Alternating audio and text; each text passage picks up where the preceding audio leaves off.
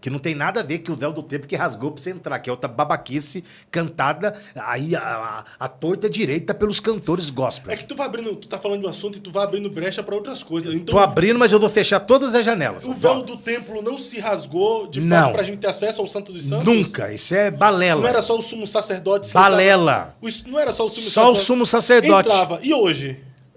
Irmão, abre a Bíblia. Vê qual véu que rasgou pra você entrar. Hebreus 10 e 19. Hebreus 10 e 19. 10, 19. E 19. Leia, por favor, por obséquio, enquanto eu tomo aguinha na caneca do podcast, eu acredito. Tendo, pois, irmãos, ousadia para entrar no santuário pelo sangue de Jesus. Continua. Pelo novo e vivo caminho que ele nos consagrou pelo véu, isto é, pela sua carne. Qual que é o véu? A carne de Jesus? Acabou.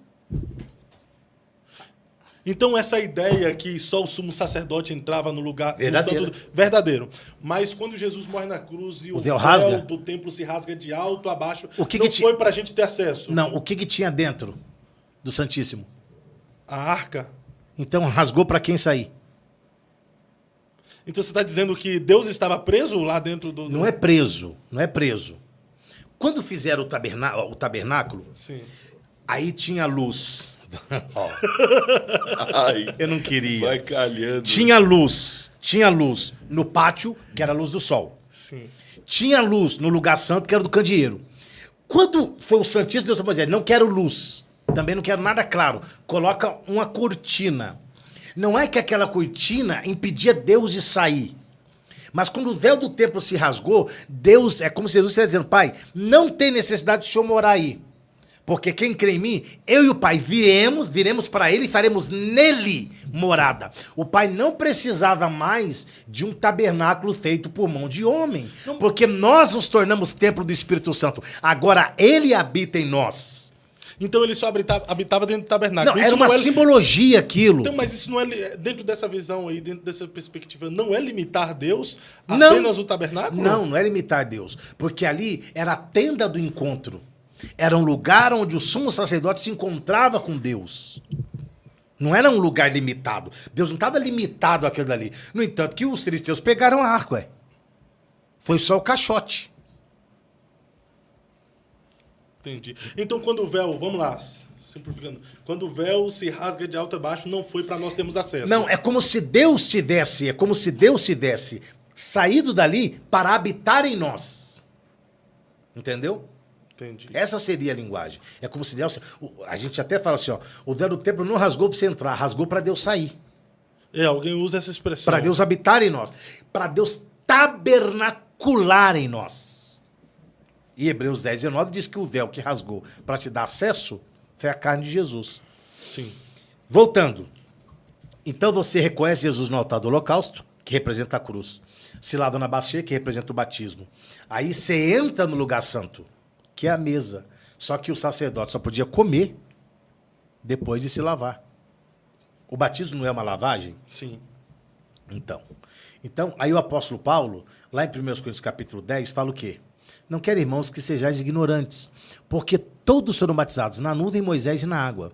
E todos beberam de uma mesma bebida espiritual e comeram de uma comida espiritual. A ceia que nós participamos é algo material ou algo espiritual? Espiritual.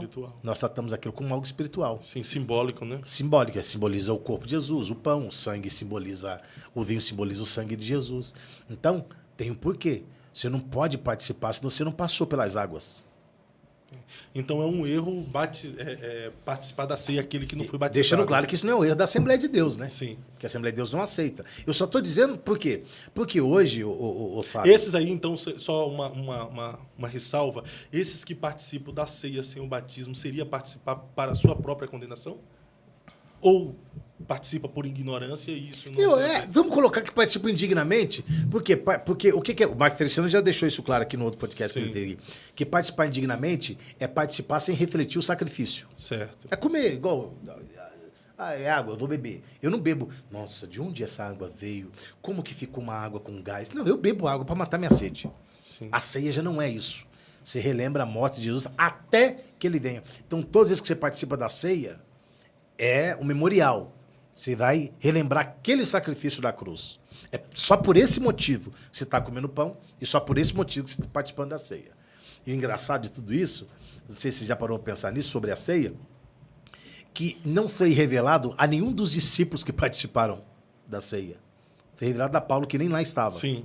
E ele trata de uma maneira muito inteligente. Por quê? Porque aconteceu 2 atos na mesma noite. E tendo partido o pão, deu graças. Tomai e comei, este é meu corpo de graça.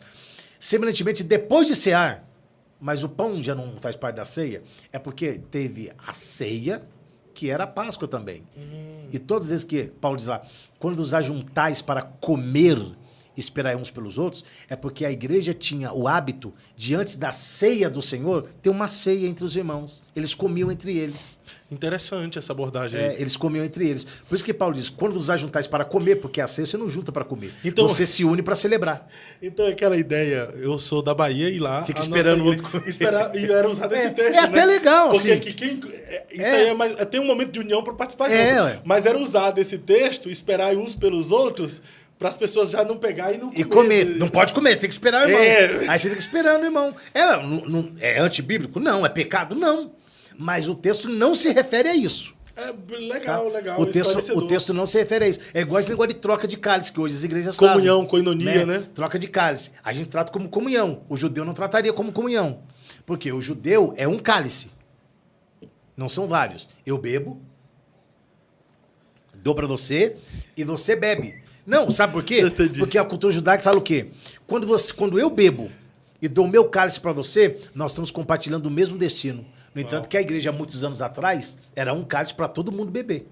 Exato, eu participei no Rio Grande do Sul nos anos 90, que eu fui para lá, de uma ceia assim, numa cidade, num vilarejo chamado Taquatiá, que era um cálice para todo mundo beber.